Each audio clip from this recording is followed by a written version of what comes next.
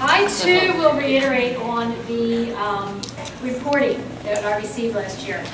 It truly broke my heart to get only 69 reports. I'm going to cry. I'm sorry. For our veterans. I mean, we're here for our veterans, we're here for our active duty troops, and we're here for our children. And if we're not supporting, I don't know the number of active duty troops we have overseas serving right now, but I do know that we have over 1 million members of this organization. And to me, that means that every veteran serving should have gotten a letter or a box from one of us this year. And that should have been reported. So I will touch base on the one thing that nobody else has said, but sitting in the audience, when the awards are given on the department, as a chairman, we are asked to choose the best narrative that comes forth to us to represent the state of Virginia. That is our responsibility to choose that. And I only got 3 narratives to choose from out of 128 units. It is sad. And that doesn't take anything away from the winners, because they still could have been the best put forward. Right. But there is something out there that you all are doing that national needs to hear about in a narrative. So when you sit back and you say, gosh, 139's winning all the reports, 139's doing all the work. 139's doing the narratives. They're doing what they're supposed to be doing. So reach out to them, find out how they're writing the narratives, find out what they're doing, and ask for help. I'm sure that they'll be happy to give you information. Moving forward, last year, national security basically falls under 3 headings. Your active duty troops, preparing our communities in the event of a disaster, and supporting your local fire and rescue, police, and EMTs. Ways that you can, or that we did last year, is that we mailed over 672 boxes to our active duty troops overseas. Our units, I'm going to speed it up because I know Loretta wants to speed it up here a little bit. I'm going to try to catch up with Diane. We work with our local junior ROTCs and National Guard units. You can support the families of deployed soldiers, you know, babysit for them. Babysit for them. That's right. That's right. Cheryl Schlettner, Cynthia Rodriguez, was working on a PR piece for her, for Poppies, for this year. And every time the computer didn't want to act right, I said, I'm going to choke it, and it acted right.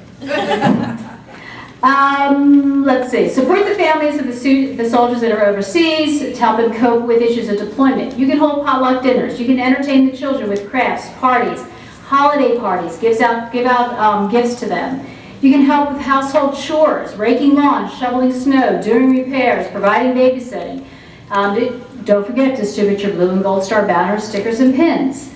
Pay attention to the newspaper, because a lot of times, or the radio or the television, you'll hear that somebody unfortunately has been, killed in service, and you can very easily try to reach out to those families in some way.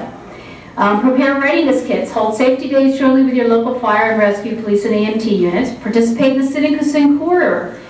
Get CERT training. We had Mary Epps's unit down in Portsmouth. Thank you, Portsmouth. That she actually had several of her members actually went through the training and became certified. So that's really wonderful. Give support to your local USOs. I know you all don't have USOs. Reach out to some of the other ones. They're always looking for meals, for waters, for goodies that, to sit in the USO office, that when the soldiers pass through, they can use all the help that they can get. Hold welcome home celebrations. We had over 300 comfort quilts made last year.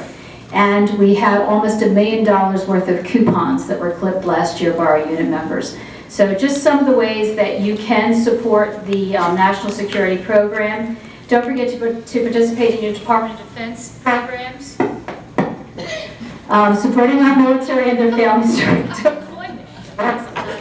You can offer services and supports by getting involved in the Yellow Ribbon Program, by contacting your local Reserve National Guard unit and your State and Joint Force Headquarters office. Just to offer morale to the families that are left behind. Don't forget to participate in military and family support programs of the American Legion. Inform your unit and post members of the 800 number, the nationwide 800 number, and the services and the programs that are available to the family members. organize a fundraiser. We're all saying that, we're a small little unit and that, we don't always have the funds. Sometimes you can go out and you can just hold a 50-50 or hold a little dinner or something, and it might only come out to $100, but $100 is better than zero. So you can certainly raise some money and then send it to your chosen. Is it standing back? Is that what trying to catch? Got a line of its own. It really does. Don't forget to hold Gold Star activities, events. You can do that by having people into your post, invite your local politicians in. Just a thought, invite the press, and help educate the members on the Resolution 288, which is having the POW and MIA chair at all your unit meetings when at all possible. So just some of the ways. I know that I believe that I'm going to be followed this year by Nancy Harding, which you are all familiar with. She's going to do a wonderful job, and I'm sure she'll talk a little bit more about what's coming forward for the year for you this year. Thank you. Do you want the video?